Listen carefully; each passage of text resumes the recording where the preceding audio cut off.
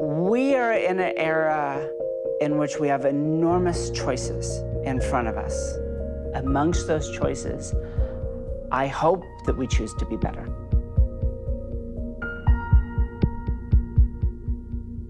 I have had the good fortune of working on quite an enormous number of projects because I have wonderful collaborators, good fortune of people coming to me every week. I get emails from parents with dying children asking for help, and it is terrifying. But it's also the case that I happen to be in a unique position to try and help make a difference. And I don't have to worry about how I pay my rent, so I get to help. We built an AI to treat diabetes because diabetes walked right into our lives when our son was diagnosed with type 1. In another instance, we built systems for kids with autism, another for people suffering from bipolar disorder. We've experimented with systems for Parkinson's and Alzheimer's. The ability to give someone back their life. I'm not looking to cure autism, but I do want to make people able to interact with the world, to be seen for who they can be rather than who they are in the moment. But it turns out it doesn't just stop with health and mental health. I've built companies in which we used AI for education, where kids could just learn. Little kids could play with one another. College, university students could chat with each other online. And just by listening to them, we could understand whether they were learning or not. We never had to give them a test. Imagine what a transformation it would be if education was only about the learning, only about what you did with it, and not about what scores you got, or whether you gave the answer that the teacher was looking for. And some of our most ambitious work is in work itself. Imagine a world in which jobs were inherently about growth, that the job wasn't done simply because you moved some boxes or you completed some spreadsheets. The job was done when you were a better person. And we get to experiment right now on a giant project with millions of people with this ambition of turning work into growth. Yes, a lot of my work has to do with machine learning and neuroscience and economic theory, but at its heart, it's just about making better people. Vivienne Ming é neurocientista e empreendedora. É especialista em análise de dados e uma referência em Silicon Valley. Explora maneiras de usar a tecnologia para maximizar o potencial humano. Inventora, desenvolveu um sistema para mapear os picos de insulina do filho diabético. Também criou um sistema de reconhecimento facial para pessoas autistas. Tem a pretensão de desenvolver um aplicativo a partir do qual poderemos modelar os nossos sentimentos. Faz consultoria sobre tecnologia e inteligência artificial em empresas de capitais de risco. When I began my first company, we had developed this technology around being able to listen and watch students learn and end all testing. And it turned out back then, boy, no one wanted to invest in a company doing education. And we had to think of other ideas. And I had this very clever idea that any aspiring Silicon Valley entrepreneur would do. What if I took this very powerful artificial intelligence and I used it to build a very sleazy game called Sexy Face, which when you played it, we'd show you a bunch of randomly selected faces, and you pick the ones that you think are sexy. And the idea was it would learn, and it could find everyone on Facebook that you think is sexy, and for $5, we'll find everyone who thinks you're sexy. But it was just what we call a Trojan. We weren't actually building this game. It did exist, this system that could learn faces. But in fact, by playing the game, you trained it about faces. So it learned not just about facial structure, but about how people perceived it. What's a happy face? What's a sad face? What's a competent face or a sweet face? And the reason that was so important is because we needed a system to find missing orphan refugees. So it turns out there are 1 million of them in refugee camps around the world. Little kids whose parents have died in warfare and strife, kids that are lost in some of the hardest and most unforgiving places in the world. But maybe they're not alone. Maybe there's an uncle or an aunt or a grandparent somewhere that could help them. And the way that the UN and others had dealt with that for years was a book with 1 million photographs in it. And you could go to a refugee camp or a UN office and start leafing through the book, hoping to find your niece.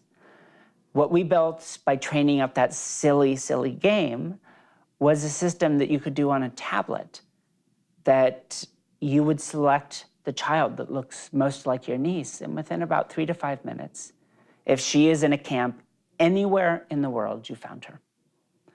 And again, it's the opportunity to transform a life that might have been spent in some of the harshest conditions in the world, now brought back into their family, brought back into a world where they have some hope of living a life that could transform someone else. You know, the person that will grow up to develop the cure for the disease that kills your child.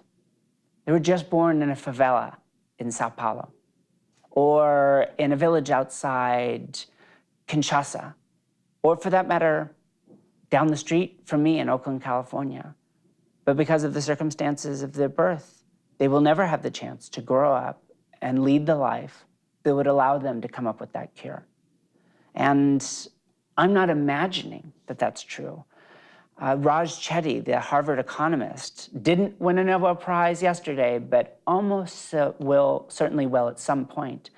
He has this famous study showing that kids in the United States from wealthy families are 10 times as likely in their lifetime to earn a patent, not than kids from poor families, kids from middle class.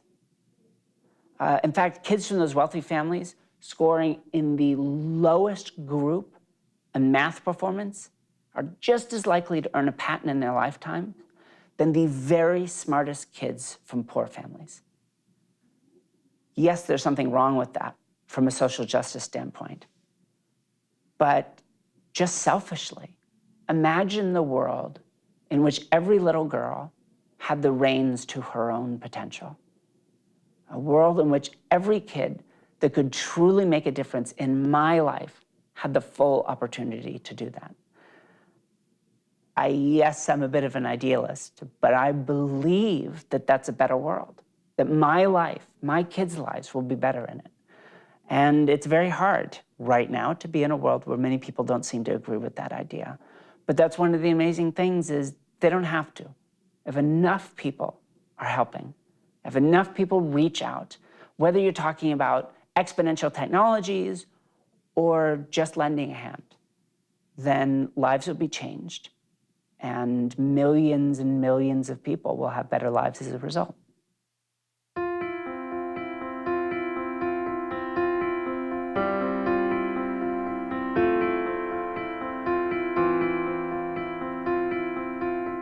There is a growing number of projects led by scientists aimed at promoting science careers. These projects typically work with children or with teachers or with special populations. With native scientists in specific, we work with migrant kids. And our aim is to bring together international scientists and migrant kids who speak a heritage language at home with their families. And so the reason why we do this is that we want to promote not only science education, but also the development of language skills and a positive attitude towards languages in these children.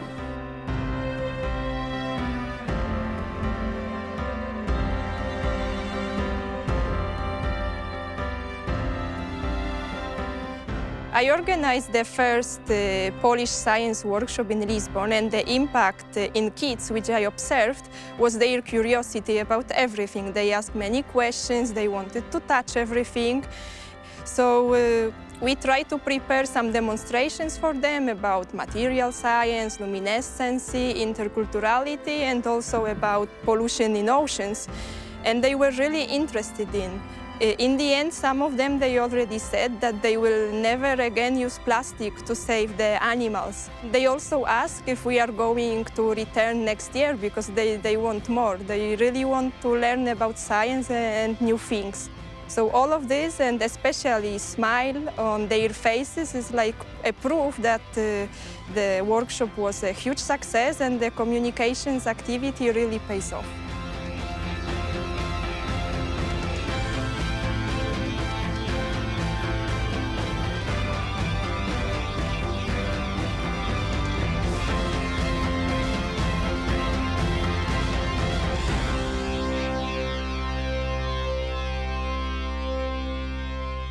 So I happen to work in this space. Amongst the wide range of work that I do, I work in the field of what's called neuroprosthetics.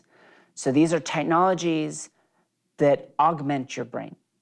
Some of them you can just wear, so we call them non-invasive technologies, and some of them go directly inside your head and interface. The most common of those is the cochlear implant.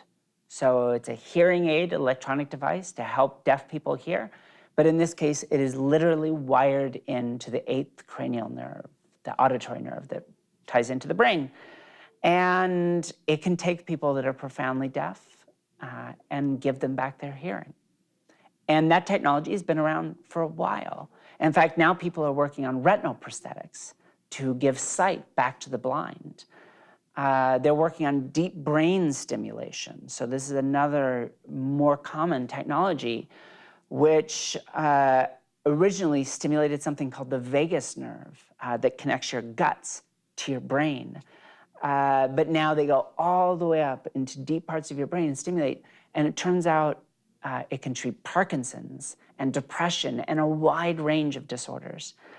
Perhaps most exciting are technologies like motor neuroprosthetics. So taking people that are profoundly paralyzed and without asking them to control a joystick with their mouth or gesture with their chins, just by imagining they're moving their own parts of their paralyzed body, they are able to actually move robotic limbs. And people can walk, they can reach out and pick up objects. This research is becoming more and more common, and there are people today that are a bit like Dr. Octopus from the Spider-Man comics. There are literally people today that can control robotic limbs with their brains.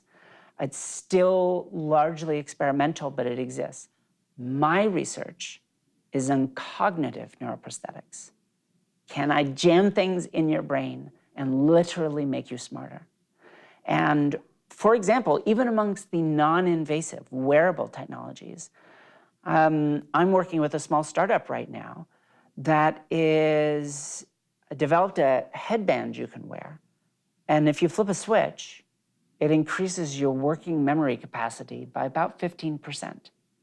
So what that would mean in the wild amongst naturally different people, it would mean maybe 15 to 30% higher lifetime earnings. People with larger working memory spans literally live longer, largely because they make better dietary decisions. They go further in their education. Now, that isn't what has been invented here. This is a transient technology, one which we don't actually know the long-term consequences of today. But I'm interested in using it on kids that have had a trauma to their brain. They hit their heads, and now who they were is gone. And this might be an opportunity to just give them back a little piece of who they were before. Maybe 15 minutes a day while they're in school, they can put on the headband, flip the switch, and study intensively.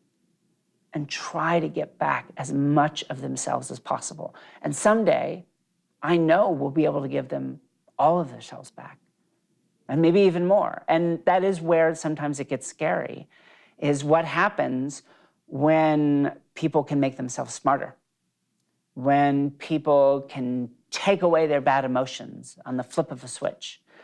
I'm not actually that interested in becoming more like a machine. But I do believe in the power of taking the best of what machines can do to make us better.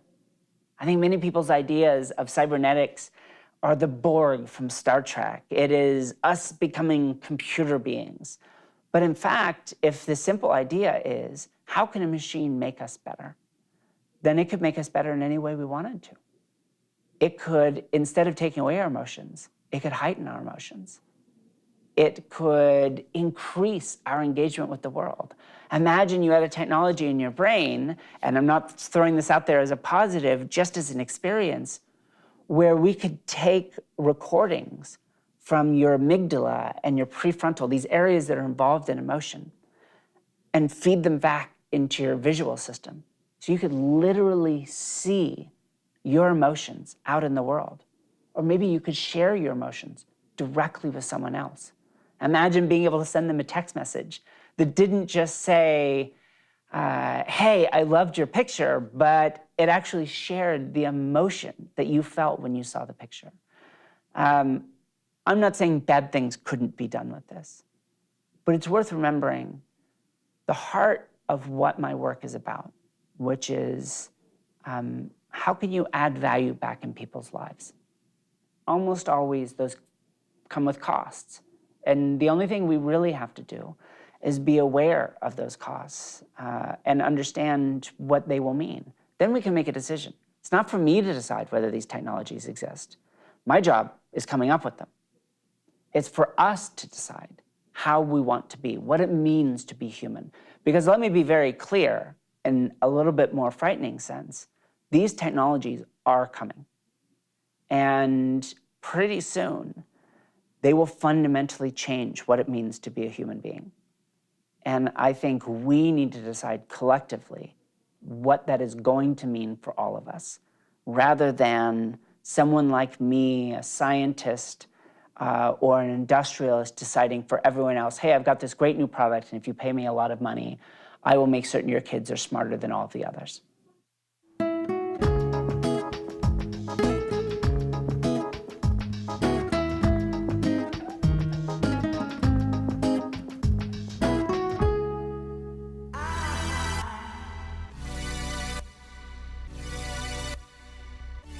This is the place where everyone has a space. This is the place where great founders, brilliant minds, brave souls, and bold ideas come together.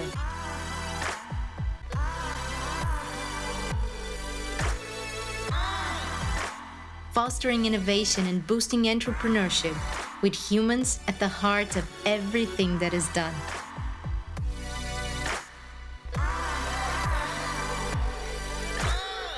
Starting with nothing, getting to all or nothing. Discovering new formulas instead of conventional ones. With a scientifically proven, tested, and valid method. It's called trial and error. Having fun breaking the rules of the game. Instead of battling for perfection, living from the imperfections. Moving forward, even when it's easier to go back. Taking unusual paths, but knowing where the business is going. On the shoulders of giants, our arms stretch to the world and beyond. This is BTI. Ready when you are.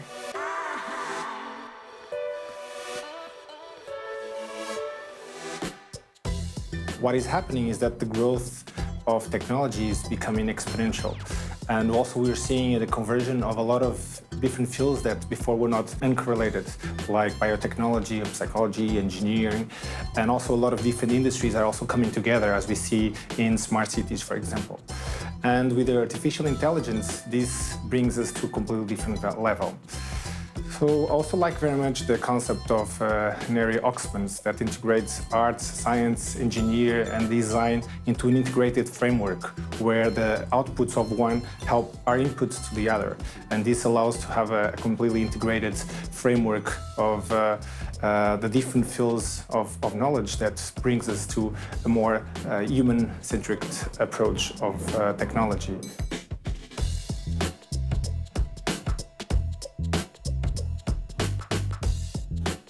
One way that is helping to foster human potential is by nurturing the entrepreneurial spirit itself, and also by adopting and promoting human-centric innovation methodologies as a way to address most of the world challenges. As technology evolves, it's also very important that we evolve as a spiritual and conscious being. It's very important that we develop a deeper sense of community and that we are able to understand each other and to understand what are the inner drivers of human beings. It's also very important that we understand better nature and what surrounds us, and also respect our bodies and respect ourselves as spiritual beings. I'm a parent of 2 children, and it's terrifying. You know, I study brains, my wife studies education. Who better than us to try and figure out how to raise kids? And it's terrifying.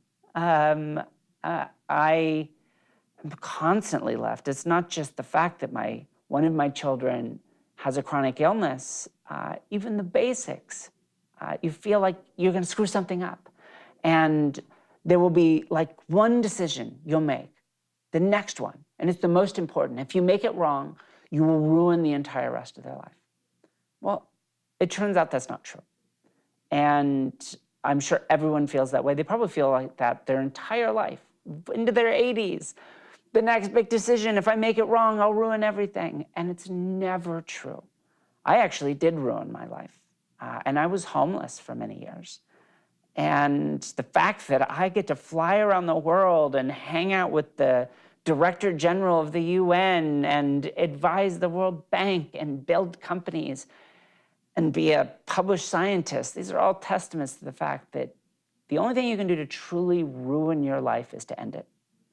And even then, there are people that are in pain, and I respect that. But that's it. There's no terrible mistake you can make that will end all of your futures. And so you just go every day and you make a difference.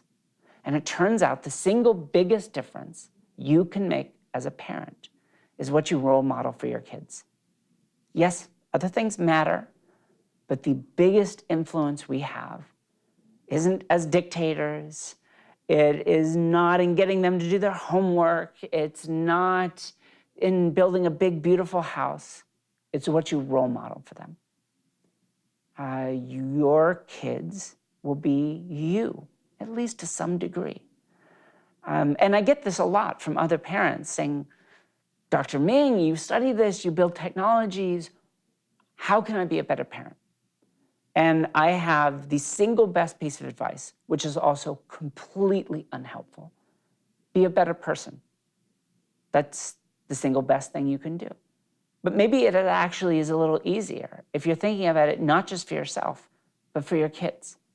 Be the person you want your children to be, because that is the best way to make certain that that's who they become. But I think that our human experience might be dramatically different 20 years from now. You know, people have funny ideas about artificial intelligence, that these things are smart like we are smart. In fact, in some ways, they are much smarter than we are. As you may well know, Google's DeepMind group, builder of AlphaGo, their current version of that not only beats all the best human players in the world, it beats all the best artificial intelligence in the world. And it learns how to play all by itself in a day or so. That is truly superhuman. But AlphaGo doesn't understand anything about Go. It will keep playing Go as the house burns down around it. It will keep playing Go if the game is Baccarat. It doesn't understand any of these things, and it never will. You can add as many processors in as you want to. It's not going to wake up and be human or superhuman. Now, I'm not saying such technologies can't be invented. I actually think that they will be someday, but they haven't been, and our current technology is not that. Having said that, if AlphaGo can play Go better than the very best humans, imagine AlphaGo for cancer diagnosis, or AlphaGo for risk assessment in financial work, or for legal work, or for writing computer code. If there's something that humans do that we do very rotely over and over again, even if you had to go to university, study for years and years, even if we pay people a lot of money, those are things that AIs can be very, very good at. Not perfect, and again, different than us, and that's important to know. But imagine a world transformed where all of the rote work, not just lifting boxes or picking strawberries, but all of it is gone. What do we do? How do we spend our time? Agriculture and transportation are the two largest job verticals in the entire world. What are we going to do with all those people? If you think that just paying them a universal basic income to do nothing will work, people have to have a purpose. If they can't find it, a rather poor purpose in their work, if they can't find a mediocre purpose in their favorite sports team, they will find it somewhere. They will find it from Donald Trump, or they will find it from Boko Haram. They'll find it from someone that is promising them a purpose to transform their lives. We do not want that world. On the other hand, what happens if we can figure out how to help people build their own purpose so that they get to go out and build their own life and make a transformative impact on the world? Well, now we're into something so much more exciting. And yes, I don't believe we can transform every single life within a very short couple of decades. My goal in my work is how many? Can we grab enough? Not just this working class population, but all of those professionals that are about to lose their jobs as well. They don't know it, but it's going to happen. In fact, it will be millions and millions and millions of people around the world who thought they were promised that if they went to university, they have a job for the rest of their life, and they will not. And that is a hard thing. So will the world be transformed and that we'll all be cyborgs and AIs will rule the world and we will live on Mars? That's not going to happen in the next 20 years. We might make small steps to some of the more positive parts of that. But the world might look very, very different. And in some ways, much scarier. But if we make the right choices, it could be a wonderful place. A place of purpose-driven people living lives to try and change and make other lives better.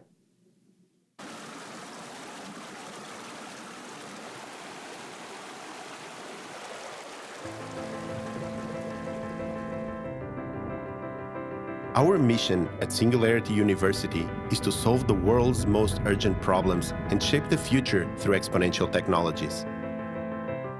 When we peek into the future, we know it has already arrived. We are creating a future of abundance that is bright, equitable, and leaves no one behind. We're not bystanders. We act with purpose, leveraging exponential technologies to definitively solve humanity's greatest challenges. We lead courageously and set an example for changing the world. We do no harm and refuse to compromise others for our own benefit. Our passion for the well-being of humanity drives our action. We are a community of inclusion, collaboration, and deep connection in which every individual is an integral part to success, and the greatest ideas are often those never heard before. We cultivate a critical mindset that is empathetic, understanding, and respectful of all points of view. We make decisions based on evidence and logic, which push boundaries and redefine possibilities. We take moonshots, thinking big and taking risks to solve problems and impact billions of lives. We believe that big dreams strong collaboration, and powerful tools create an unstoppable force for good. Together, we can solve any challenge we encounter. Quoting Rushkoff, being human is a team sport. We cannot be fully human alone. Anything that brings us together fosters our humanity. It is time to rise to the occasion of our own humanity. It's time to rise to the occasion of our full potential. It is time. We are here to remind you, every step of the journey, that you have the power to change the world, one small gesture at a time. Because if not you, who? If not now, when?